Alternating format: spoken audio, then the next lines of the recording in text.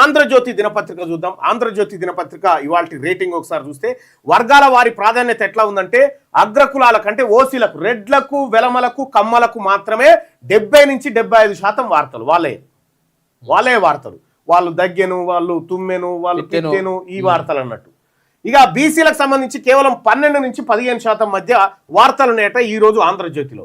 ఎస్సీలకు సంబంధించి 6 నుంచి 7% వార్తలు ఉంటే ఎస్టీలకు 2 నుంచి 3% వార్తలు ఉన్నాయి. మైనార్టీలు 4 నుంచి 5% మాత్రమే వార్తలు కవర్ అవుతా ఉన్నాయి. పిడికెడు మంది లేని వాళ్ళు ఏమో 70%, గంపెడు మంది ఉన్నటువంటి వాళ్ళ ఏమో కేవలం 20-25%. ఇది ఇక అగ్రకుల నాయకుల వార్తలు ఎలా ఉన్నాయట ఇయ్యాల ఆంధ్రజ్యోతిలో అంటే రాజకీయ స్ట్రాటజీ, అంతర్గత సమాచారం, పెద్ద ఫోటోలు, బలమైన హెడ్లైన్లు, ఎడిటోరియల్ పేజీలో ఎలైట్ అభిప్రాయాల ఆధిపత్యం. ఇగో ఇది వాళ్ళ దగ్గర కులాలకు ఆంధ్రజ్యోతి ఎట్లా వాళ్ళని స్ట్రాటజిస్టులుగా, వాళ్ళని రాజకీయ వ్యూహకర్తలుగా పెద్ద పెద్ద ఫోటోలు వేసి బలమైన హెడ్లైన్లు పెట్టి వాళ్ళ ఫోటోల పక్కకు ఎడిటోరియల్ పేజీలలో కూడా మొత్తం వాళ్ళ అభిప్రాయాలే. ఇది ఆంధ్రజ్యోతిలో ఇలా. బీసీ వార్తల స్వభావం ఎట్లుందంటే బీసీ వార్తలు ఏం రాసుకొచ్చింది ఆంధ్రజ్యోతి అంటే సంఘాలు, నిరసనలు మాత్రమే. చూసుకో.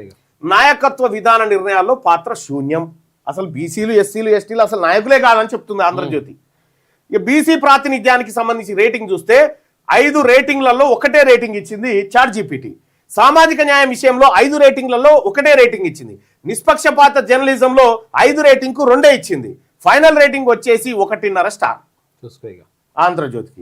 బీసీలకు అత్యంత ప్రమాదకరం, ఈ పత్రిక వదిలేయండి అని చెప్తుంది ChatGPT. ఈ పత్రిక వదిలేయండి అని చెప్పి బీసీలకు హెచ్చరిస్తా ఉంది ChatGPT.